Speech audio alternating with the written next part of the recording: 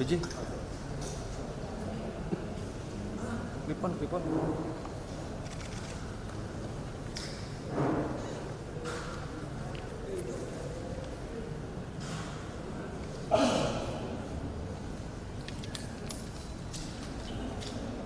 Coba.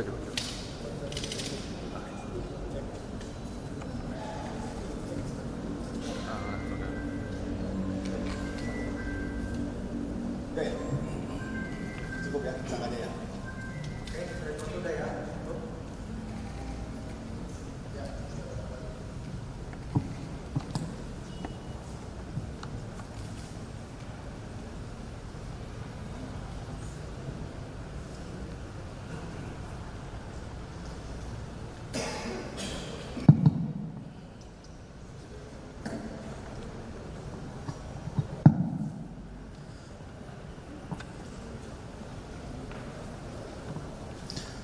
Bisa kita mulai ya teman-teman. Bismillahirrahmanirrahim. Assalamualaikum warahmatullahi wabarakatuh. Yang kami hormati Direktur Tindak Pidana Siber Bareskrim Polri, Brigjen Pol Dr. Himawan Bayu Aji, Bapak Wadir Tindak Pidana Siber Polri, Kombes Pol Andi Sudarmaji, SIK MH, yang kami hormati Pak Kasubdit 2 Tindak Pidana Siber Polri, Kombes Pol Ferdi Irawan, SIK MSI, dan rekan-rekan media. Hari ini kita melaksanakan press conference kembali, di mana kesekian kalinya Bareskrim Polri mengungkapkan kasus-kasus yang terkait dengan dunia maya, di mana merupakan wujud Polri ya, serta komitmen Polri dalam memberantas di bidang siber yang meresahkan masyarakat. Nah, hari ini kita dibuktikan adanya pengungkapan, yaitu terkait kasus deepfake mengatasnamakan pejabat negara dengan modus pemberian bantuan pemerintah yang dilakukan oleh tersangka. Ya, sebentar lagi nanti akan kita sama-sama mendengar secara substansi dari proses penyidikan yang akan disampaikan oleh Bapak Direktur Tindak Pidana Siber Bareskrim Polri, ya, Bapak Brigjen Pol Dr. Andes Imawan Bayu Aji, Dr. Imawan Bayu Aji. Untuk lebih jelasnya, mari kita sama-sama mendengarkan penyampaian beliau dalam kegiatan pengungkapan yang sudah dilaksanakan. Untuk itu, Bapak Direktur, kami persilakan waktu. Terima kasih Pak Kabak Penum. Assalamualaikum warahmatullahi wabarakatuh. Selamat siang, salam sejahtera untuk semua. Om Swastiastu, Namo Buddhaya, salam kebajikan.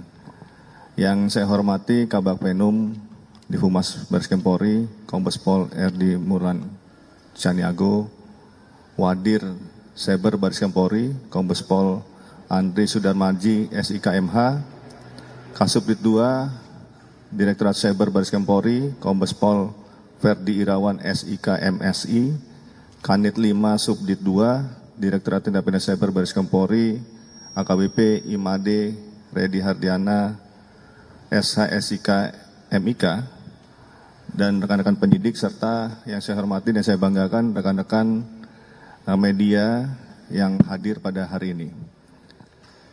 Pada kesempatan kali ini, kami dari Direktorat Tindak Pidana Cyber Bareskrim Polri akan menyampaikan pengungkapan kasus deepfake yang mengatasnamakan pejabat negara, high profile, dalam bentuk video dengan isi konten menawarkan bantuan pemerintah kepada masyarakat yang membutuhkan. Itu bisa jalan. Berdasarkan laporan polisi nomor LP _A _3 _ Romawi 2025 SPKT Direktorat Tindak Pidana Cyber Bareskrim Polri tanggal 14 Januari 2025. Sebelum kami menyampaikan detail pengungkapan kasus ini, kami akan menyampaikan sekilas terkait dengan deepfake. Deepfake adalah teknologi berbasis kecerdasan buatan, artificial intelligence, atau kita sebut AI, yang digunakan untuk membuat video, gambar, atau audio palsu yang terlihat atau terdengar sangat nyata. Deepfake dapat memanipulasi gambar atau video sehingga terlihat seperti seseorang melakukan sesuatu yang sebenarnya tidak pernah terjadi. Deepfake sering digunakan untuk hiburan, tetapi juga dapat disalahgunakan untuk penyebaran informasi palsu yang merugikan orang. Salah satu kasus deepfake, ini sebagai gambaran, yang sempat viral di media sosial, yaitu video deepfake Barack Obama pada tahun 2018, yang menunjukkan Barack Obama menghina Donald Trump dalam sebuah pidato. Padahal pidato tersebut tidak pernah ada. Semakin marak dan banyaknya teknologi AI yang disalahgunakan dengan membuat video deepfake, Direktorat Tindak Pidana Cyber Baris Krim Polri melakukan pengungkapan kasus deepfake terhadap Bapak Presiden Prabowo Subianto dan pejabat negara lainnya dalam bentuk video dengan isi konten menawarkan bantuan pemerintah kepada masyarakat yang membutuhkan. Pengungkapan kasus ini dilakukan untuk menjaga marwah kewibawaan pemerintah Bapak Presiden Prabowo Subianto dan kabinetnya agar tidak menimbulkan distrust dari masyarakat. Dikarenakan jika banyaknya penyebaran informasi yang tidak akurat dan menyesatkan secara masif di media sosial, atau kita sering menyebutnya fire hose of falsehood, yaitu menyebarkan informasi palsu secara berulang-ulang, maka jika hal ini terus dibiarkan akan memframing dan memanipulasi opini negatif publik terhadap pemerintahan Bapak Presiden Prabowo Subianto dan kabinetnya. Pada tanggal 16 Januari 2025, penyidik Direktorat Tindak Pidana Cyber Baris Krim Polri berhasil mengamankan tersangka dengan inisial AMA, 29 tahun, bekerja sebagai wira swasta di Lampung Tengah, Provinsi Lampung. Modus operandi tersangka yaitu menggugah dan menyebarluaskan video di berbagai platform media sosial, menggunakan teknologi deepfake, memanfaatkan foto dan suara seperti Bapak Presiden Subianto, Prabowo Subianto, Wakil Presiden Gibran Rakabuming Raka, Ibu Sri Mulyani, dan pejabat negara lainnya, yang terlihat seolah-olah menyampaikan pernyataan bahwa pemerintah menawarkan bantuan kepada masyarakat yang membutuhkan. Dalam video yang diunggah tersebut, tersangka mencantumkan nomor WhatsApp yang dapat dihubungi dengan harapan menarik masyarakat untuk menghubungi tersangka yang kemudian diarahkan oleh tersangka untuk mengisi pendaftaran penerima bantuan, dan setelah itu korban diminta untuk mentransfer sejumlah uang. Dengan alasan biaya administrasi, korban atau masyarakat yang telah membayar biaya administrasi dijanjikan pencairan dana oleh tersangka, sehingga korban percaya untuk kembali mentransfer sejumlah uang yang sebenarnya dana bantuan tersebut tidak pernah ada. Kami juga melakukan kegiatan ataupun proses penyidikan mendasari pada scientific crime investigation berdasarkan hasil pemeriksaan digital forensik oleh Pusat Laboratorium Forensik Baris Krim Polri terhadap barang bukti yang telah diamankan oleh penyidik, khususnya video-video deepfake dengan hasil sebagai berikut. Hasil analisa dengan 2 software video forensik yang menggunakan metode deepfake face detection, pada video tersebut terdapat adanya deepfake face dengan nilai 100%, fake, dan dengan menggunakan analisa deepfake detection face GAN deepfake didapatkan nilai GAN generative adversarial neural network dengan skor GAN 1.00 yang merupakan skor tertinggi terhadap adanya manipulasi atau proses editing dalam bentuk deepfake dan deep learning. Kedua, dari hasil analisa error level analysis atau ELA terdapat adanya penggabungan frame berupa tulisan dan gambar yang dijadikan satu dalam satu video yang menandakan adanya proses editing dan dapat disimpulkan bahwa momen-momen pada frame-frame di file video tersebut adalah bersifat tidak wajar dan tidak kontinu yang saling tidak bersesuaian dengan momen di tiap-tiap frame. Dalam arti, pada frame-frame tersebut ditemukan adanya penyisipan penggabungan maupun pemotongan frame. Nah, ini kalau kita lihat ini contohnya, ya, yang sebelah kanan dari rekan-rekan media itu adalah yang palsu, yang ada captionnya penambahan nomor WhatsApp. Yang sebelah kiri adalah video beliau yang asli. Tersangka mengakui telah melakukan kegiatan penipuan tersebut sejak tahun 2020 dengan konten-konten yang disebarkan berupa video deepfake pejabat negara dan sejumlah public figure ternama di Indonesia. Dengan total keuntungan yang diterima kurang lebih sebesar 30 juta selama 4 bulan terakhir. Selanjutnya, tersangka dengan inisial EMA dilakukan penangkapan pada hari Kamis tanggal 16 Januari 2025 di kediamannya yang beralamat di Dusun 1, Kecamatan Bumi Nabung, Kabupaten Lampung Tengah, Provinsi Lampung, di mana tersangka berperan dalam mengunggah video deepfake dengan menambahkan caption dan nomor telepon di akun media sosial tersangka, serta menerima keuntungan. Tersangka tidak bekerja sendiri, kejahatan ini merupakan sindikat di mana tersangka dibantu oleh seorang dengan inisial FA, yang saat ini itu sudah kita tetapkan sebagai DPO yang bertugas menyiapkan video deepfake atau yang mengedit tersebut. Adapun barang bukti yang telah diamankan dari tersangka adalah satu buah handphone merek Oppo tipe A17 warna biru dengan nomor IMEI sekian dan IMEI yang kedua sekian. Satu buah KTP atas nama tersangka AMA, satu buah ATM bank salah satu bank warna putih dengan nomor kartu 6013011 sekian. Terhadap tersangka dijerat dengan menerapkan Undang-Undang Informasi dan Transaksi Elektronik dan atau penipuan pasal 51 ayat 1 junto 35 Undang-Undang nomor 1 tahun 2024 tentang perubahan kedua atas Undang-Undang nomor 11 tahun 2008 tentang informasi dan transaksi elektronik. Yaitu setiap orang dengan sengaja dan tanpa hak melawan hukum, melakukan manipulasi, penciptaan, perubahan, penghilangan, pengerusakan informasi dengan tujuan agar informasi elektronik dan atau dokumen elektronik tersebut dianggap seolah-olah data otentik.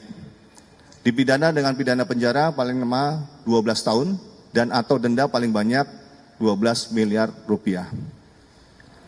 Pasal 378 KUH pidana, barang siapa dengan maksud untuk menguntungkan diri sendiri atau orang lain secara melawan hukum dengan memakai nama palsu atau martabat palsu dengan tipu muslihat ataupun rangkaian kebohongan menggerakkan orang lain untuk menyerahkan barang sesuatu kepadanya atau supaya memberi hutang maupun menghapuskan piutang. Dipidana karena penipuan dengan pidana penjara paling lama 4 tahun atau denda paling banyak 500 juta. Penyidik telah mengidentifikasi 11 orang yang menjadi korban atas kejahatan tersangka ini dan para korban berasal dari berbagai wilayah diantaranya Jawa Tengah, Jawa Timur, Sumatera Selatan, Sumatera Tenggara, dan Sulawesi Tengah. Tentunya Direktorat Tindak Pidana Cyber Baris Krim Polri tidak hanya berhenti sampai di sini, dikarenakan dari hasil penyidikan kejahatan ini merupakan sindikat kejahatan penipuan dengan memanfaatkan deepfake dan akan terus mengejar dan menyelidiki jaringan atau sindikat penipuan ini, termasuk aktor intelektualnya. Kami, Direktorat Tindak Pidana Cyber Baris Krim Polri, bersama dengan Kementerian Komunikasi dan Digital, untuk melakukan patroli cyber dalam rangka mengantisipasi penyalahgunaan teknologi AI untuk membuat video deepfake. Hal ini sebagai komitmen kami untuk mengawal program pemerintah dan menjaga marwah pemerintahan yang ada. Kami menghimbau kepada masyarakat untuk tidak mudah percaya dan lebih waspada terhadap modus penipuan seperti ini dengan selalu memverifikasi informasi dari sumber-sumber yang terpercaya. Demikian yang dapat kami sampaikan kepada rekan-rekan media. Sekian dan terima kasih. Wassalamualaikum warahmatullahi wabarakatuh.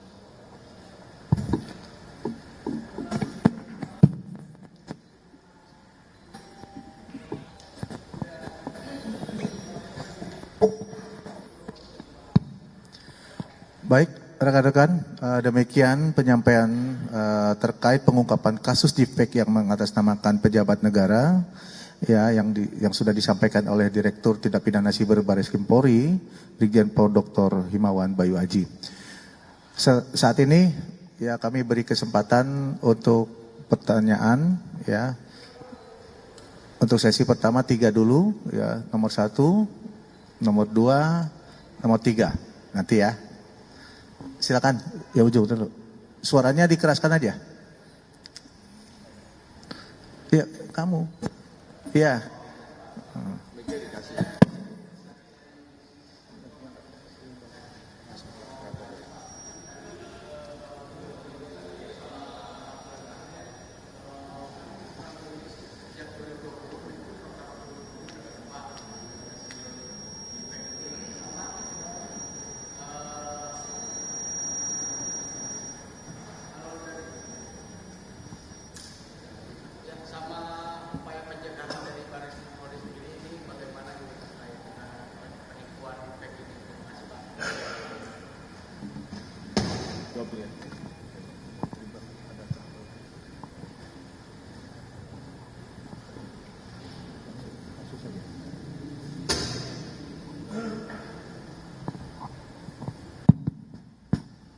Jawab dulu ya, satu-satu ya. Ini dilakukan selama 4 bulan, sementara masih 11 korban dengan total kerugian 30 juta. Tapi kita tidak melihat kepada berapa jumlah korbannya dan berapa nilai kerugiannya. Yang terpenting adalah kami, Polri, Direktorat Tindak Pidana Cyber Bareskrim Polri, memberikan perlindungan kepada masyarakat, ya, pelayanan kepada masyarakat supaya ini tidak berlanjut dengan korban-korban yang lain. Sehingga kecepatan dalam melakukan penindakan ini merupakan bentuk pencegahan yang dilakukan untuk tidak keberlanjutan terhadap perilaku ataupun aksi-aksi daripada sindikat ini. Kami menyampaikan bahwa ini sindikat, jadi kemungkinan bisa saja ada beberapa peran-peran lain yang dilakukan oleh sindikat ini. Bisa saja yang berperan sama seperti tersangka ini juga dilakukan dengan rekening-rekening yang lain untuk penampungan. Maka kasus ini tidak berhenti di sini, kasus ini terus akan berlanjut untuk mengembangkan sindikat ini. Ya, tapi yang terpenting, yang jelas kami memberikan pelayanan pengamanan kepada masyarakat untuk tidak masyarakat menjadi korban keberlanjutan terhadap aksi sindikat ini. Upaya-upaya pencegahan yang kami lakukan, kami terus berkoordinasi dengan Komdigi, bersinergitas untuk menyampaikan informasi-informasi apabila itu didapat oleh kami di Patroli Cyber, Direktorat Cyber Bareskrim Polri. Tim kami di Patroli Cyber akan memberikan masukan kepada Komdigi untuk memberikan literasi digital terkait dengan adanya deepfake ini. Sehingga kami juga sudah berkoordinasi akan dilakukan penyebaran atau viralisasi terkait dengan pembelajaran terhadap bahwa ini adalah hoax dan ini adalah yang benar yang mana. Nah, ini kami koordinasi dengan Kementerian Komdigi untuk mencegah supaya tidak berkelanjutan korbannya. Demikian ya.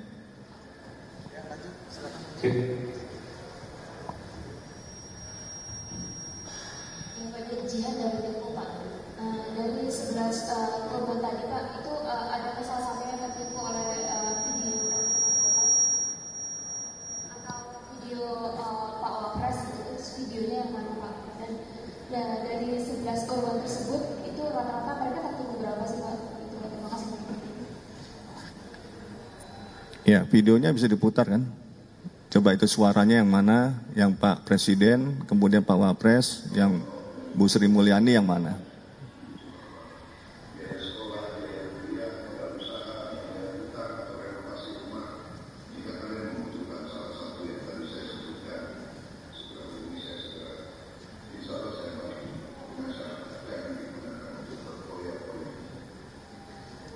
Video aslinya bisa diputar nggak?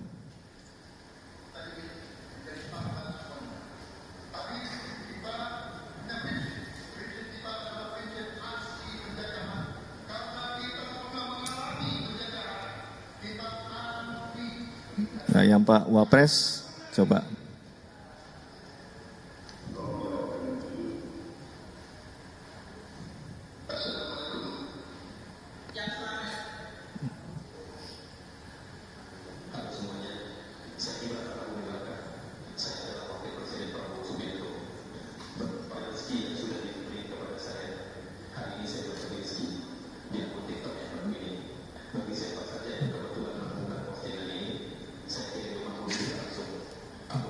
Kemudian Bu Menteri Keuangan.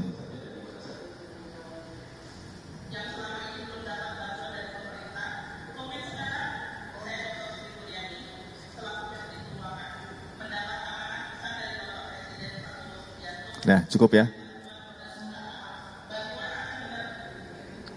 Ya, ini beberapa videonya yang ada, yang kita masih telusuri, kemudian juga kita telusuri viralisasinya, sehingga nanti kita bisa cegah bahwa ini tidak terus menjadi viral. Karena kalau tadi teorinya menyampaikan informasi yang tidak benar, disampaikan secara terus-menerus, maka itu akan dianggap menjadi benar. Oleh sebab itu, pencegahan kita lakukan dengan penegakan hukum, juga pencegahan dengan edukasi, bahwa masyarakat tidak mudah percaya, kemudian masyarakat memverifikasi, mengklarifikasi, menanyakan atau berkomunikasi dengan sumber-sumber yang dipercaya. Salah satunya adalah kalau di pemerintahan adalah Kementerian Komdigi ataupun ke kami. Itu bisa kami sampaikan nanti mana yang fake, mana yang real. Itu ya. Nah, yang tertipu ini variatif karena berbagai metode dilakukan oleh yang bersangkutan. Bisa untuk uang pendaftaran, bisa juga nanti pendaftaran yang kedua dan ketiga menunggu antrian. Ini adalah modus-modus. Bisa mulai dari 250.000, 500 atau 700.000 sampai dengan 1 juta. Tetapi ini baru dari tersangka yang satu. Gitu ya. Oke. Lanjut. Ya, berikutnya tadi.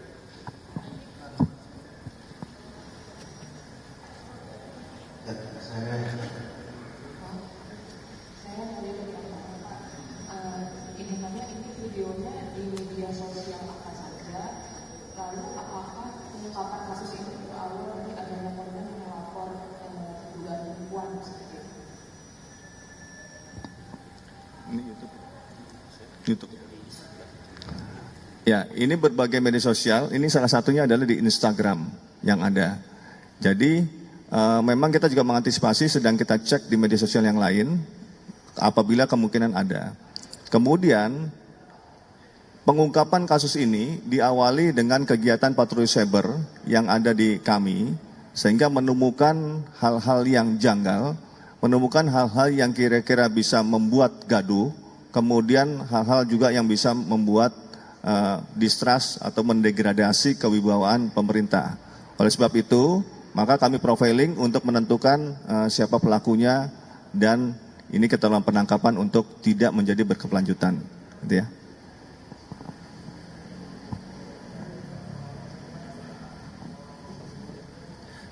Baik, ya, tanya ya. Ini dulu tadi ya, yang pertama, kedua.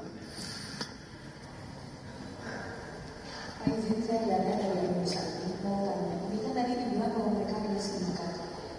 Berapa jumlah akun sosial media yang mereka kendalikan dari 11 orang korban yang menjadi korban penipuan ini? Lalu apakah akun-akun tersebut juga sudah diblokir atau seperti apa? Terima kasih. Ya, ini satu orang dengan sementara satu media sosial yang ada miliknya, kita masih telusuri, tetapi tidak menutup kemungkinan yang sama perannya dengan tersangka sekarang itu juga ada. Karena ini ada yang menciptakan, ada yang tugasnya marketing, mempublikasikan, ada yang tugasnya dia menyiapkan rekening. Jadi ini sedang kita telusuri, kemudian akan kita cari nanti sindikatnya. Ya, gitu ya.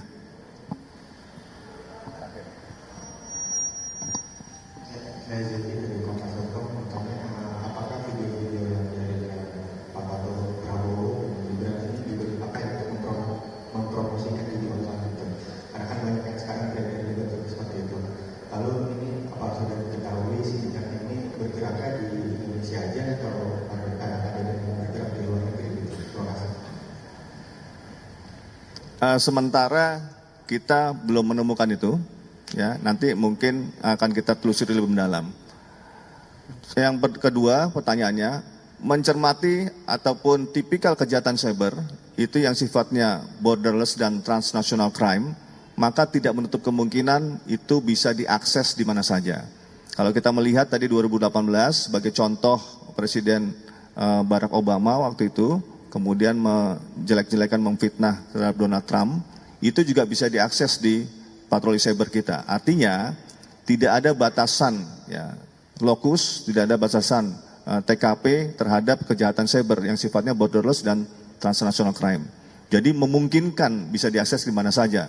Tetapi sampai saat ini kita belum mendapatkan laporan dari internasional, baru kita dapat laporan hasil patroli cyber di sini. Tapi itu menjadi bagian dari kita untuk bisa memastikan bahwa itu sudah di take down semua video itu untuk tidak bisa didapatkan lagi, gitu ya. Cukup ya? Baik, saya rasa cukup ya rekan-rekan sekalian. Terima kasih. Sekali lagi, Polri berkomitmen untuk terus melakukan penegakan hukum bagi pelaku yang melakukan perbuatan jahat di masyarakat, untuk bisa memberikan rasa aman dan nyaman kepada masyarakat dalam melaksanakan kegiatan sehari-harinya. Terima kasih atas perhatiannya. Saya akhiri. Billahi taufik wal hidayah. Wassalamualaikum warahmatullahi wabarakatuh.